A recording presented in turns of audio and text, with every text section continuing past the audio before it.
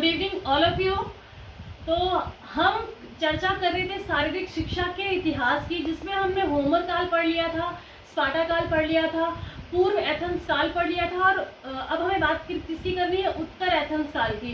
पूर्व एथेंस के बाद हमें बात किसकी करनी है, उत्तर एथेंस काल की। इसमें आपके दो बिंदु बहुत ज़्यादा इंपॉर्टेंट है जो एग्जाम के दृष्टिकोण से महत्वपूर्ण है, तो वो मैं आपको बता दे रही हूँ कि उत्तर एथेंस काल को स्वर्ण युग कहा जाता है, पर वास्तव में ये एक पतन का युग था। फिर से सुनिए कि पूछेगा आपसे स्वर्ण युग किस काल को कहा जाता है, तो स्वर्ण युग उत्तर एथेंस काल को कहा जाता है। फिर दूसरा प्रश्न बनता है कि पतन का युग किस काल को कहा जाता है। ध्यान से सुनिए, पतन का युग किस काल को कहा जाता है, तो पतन का युग उत्तर एथेंस काल को कहा जाता है, क्योंकि इस काल में सभी खेल स्टेडियम को ध्वस्त कर दिया गया था, नष्ट कर दिया गया था।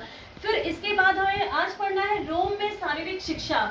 रोम में शारीरिक शिक्षा का इतिहास कैसा था, इसके बारे में पढ़ना है। तो रोम ने यूनान पर अपना आधिपत्य स्थापित कर लिया था और रोम वासियों के जीवन पर यूनानी प्रभाव बहुत ज़्यादा था। कह सकते हैं कि जो यूनान का कल्चर था, उस कल्चर को रोम वासियों ने अपनाया था।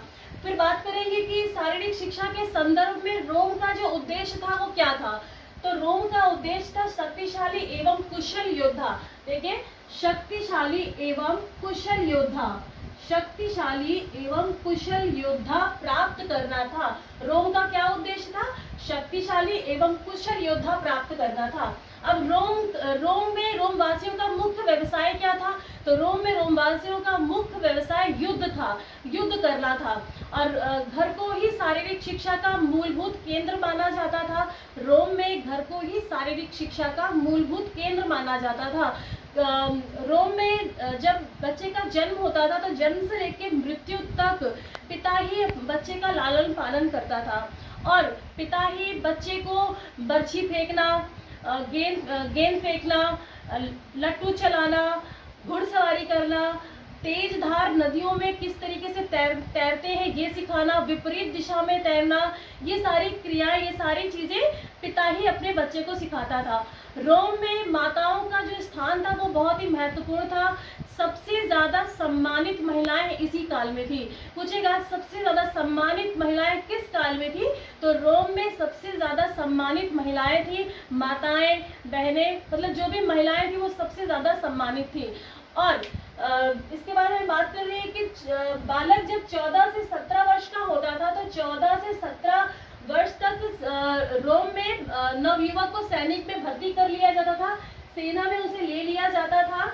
14 से लेके 17 वर्ष तक नवयुवक को सैनिक में भर्ती कर लिया जाता था, सैनिक में ले लिया जाता था। यहाँ पे ये इंपॉर्टेंट है, 14 से 17 वर्ष तक बच्चे को सैनिक में भर्ती कर लिया जाता था। अब जहाँ पर रोम में सैनिक प्रशिक्षण दिया जाता था, रोम में जहाँ सैनिक प्रशिक्षण दिया जाता था उसे कैंपो एवं टाइबर नदी के किनारे दिया जाता था। पूछेगा सैनिक प्रशिक्षण कहाँ पर, कैंपो एवं टाइबर नदी, एक नदी थी जिसका नाम था कैंपो एवं टाइबर, और यहीं पर एक मैदान था जिसका नाम था कैंपस मार्टियस, कैंपस मार्टियस। पूछेगा कैंपस मार्टियस क्या था, ये एक प्रशिक्षण का एक मैदान था और टेम्पो एवं टाइबर नदी सैनिक प्रशिक्षण के लिए वहां पे तैयारी करवाई जाती थी। जो कैंपस मार्टियस है ना, कैंपस मार्टियस ये एक मार्श देवता के नाम पर रखा गया था। कैंपस मार्टियस एक मार्श देवता के नाम पर रखा गया था। जो मार्श देवता थे वो युद्ध के देवता कहे जाते थे। मार्श देवता का अर्थ था युद्ध के देवता। अब बात करेंगे रोम में जो प्रसिद्ध खेल थे कौन कौन से थे। गेंद का प्रचलन सबसे ज्यादा, पूछेगा गेंद किस काल में सबसे ज्यादा प्रचलित था, तो किसमें था, रोम में। ऐसे क्वेश्चन आएगा कि गेंद का प्रचलन किस काल में सर्वाधिक था, रोम में था। फिर घुड़दौड़ थी, रथ दौड़ होती थी।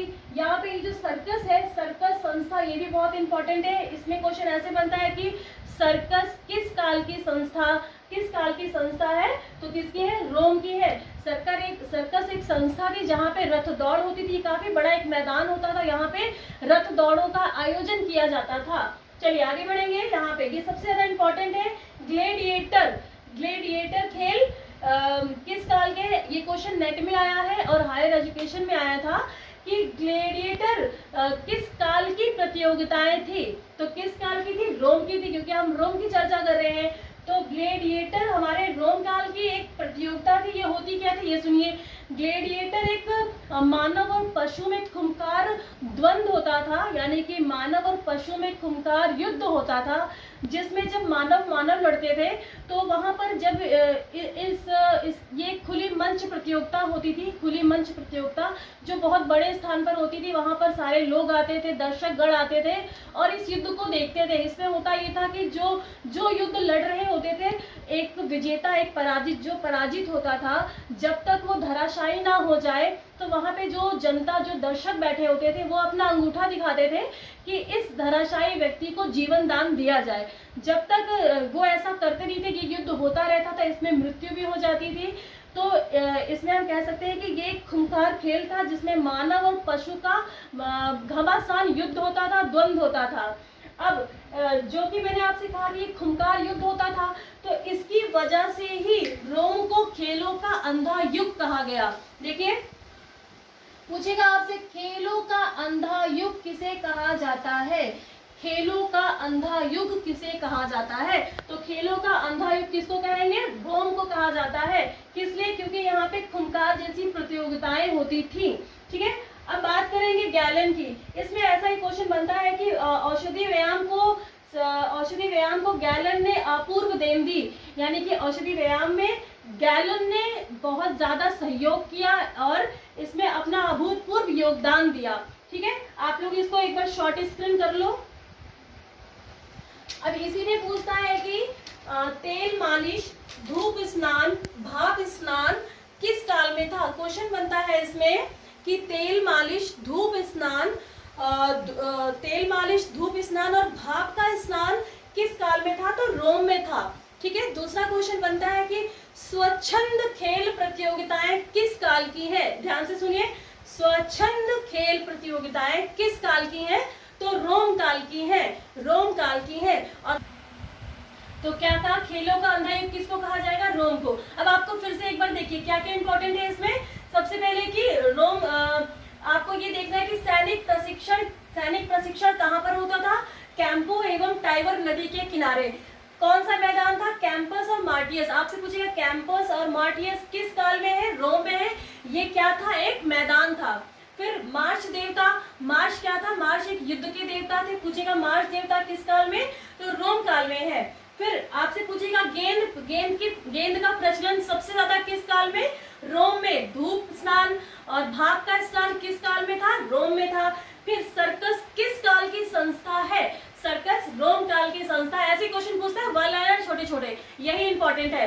फिर रथ दौड़, सर्कस में कौन से खेल प्रतियोगिताएं होती थी? रथ दौड़ होती थी। और ग्लेडिएटर किस काल की है? रोम काल की है। ये कैसा था? ये कैसी प्रतियोगिताएं थी? खूंखार प्रतियोगिताएं, जिसमें मानव और पशुओं का द्वंद्व होता था, युद्ध होता था, और जिस कारण से रोम खेलों का अंधा युग किसे कहा गया? रोम को कहा गया। यहाँ पे आप कंफ्यूज मत होइएगा, पतन का युग क्या है? उत्तर एथेंस काल है, और अंधा युग किसका है? रोम का है।